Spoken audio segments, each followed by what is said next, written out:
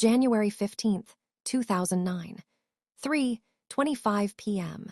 A routine afternoon flight is about to become one of aviation's most incredible survival stories. US Airways Flight 1549 pushes back from the gate at LaGuardia Airport. On board, 150 passengers and 5 crew members heading to Charlotte, North Carolina. At the controls, Captain Chesley Sully Sullenberger, a veteran pilot with 40 years of experience. Nobody knows that in just 6 minutes, every person on this aircraft will be facing death. The Airbus A320 lifts off smoothly and begins climbing over New York City. Everything is normal. Everything is routine. Then, at 2,800 feet, less than 2 minutes after takeoff, disaster strikes. A flock of Canada geese slams into the aircraft. Both engines ingest multiple birds. The cockpit fills with the sound of sickening thuds and the smell of burning. Within seconds, both engines fail completely. At 3,000 feet above one of the most densely populated cities on Earth, Flight 1549 has become a 80-ton glider with 155 people on board. First Officer Jeffrey Skiles radios immediately. "Mayday, mayday, hit birds. We've lost thrust in both engines." Air traffic controller Patrick Harton clears them back to LaGuardia, but Captain Sullenberger is already doing the math. They're descending at 1,000 feet per minute. LaGuardia is 7 miles behind them. He has perhaps 90 seconds to make a decision, and there are no good options. Sullenberger looks at the Hudson River directly below, then at the buildings packed with thousands of people on either side. "We can't do it," he tells Skiles calmly. "We're gonna be in the Hudson." The controller offers Teterboro Airport in New Jersey. It's closer. But Sullenberger knows with absolute certainty they won't make any runway. If he's wrong, they'll crash into buildings and kill everyone on board, plus countless people on the ground. "We're gonna be in the Hudson," he repeats. In the cabin, flight attendants immediately begin their emergency drill.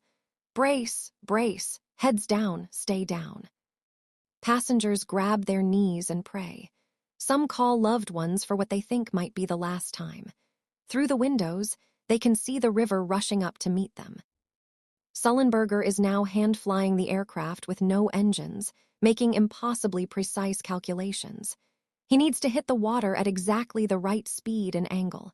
Too fast and the plane breaks apart. Too steep and they cartwheel. Too nose up and they stall. They pass 500 feet, then 300, then 200. There's no time left. At 3:31 p.m., exactly 6 minutes after takeoff, Flight 1549 touches down on the Hudson River at 150 miles per hour. The impact is violent but controlled. The fuselage holds together. Water sprays over the wings. The aircraft skips once, then settles, floating. They're down, but they're not safe yet. Water immediately pours into the rear of the aircraft. The plane is sinking. Passengers scramble toward emergency exits as flight attendants throw open the doors. "Evacuate, evacuate, come this way." Captain Sullenberger walks the cabin twice, checking every seat, making sure no one is left behind. Water is now waist-deep. Outside, passengers crowd onto the wings in 36-degree water and freezing January air. They have minutes before hypothermia sets in. And then, the miracle continues. The Hudson River is one of the busiest waterways in America. Ferry captains see the crash and react instantly. Without waiting for orders, they turn their boats toward the sinking aircraft.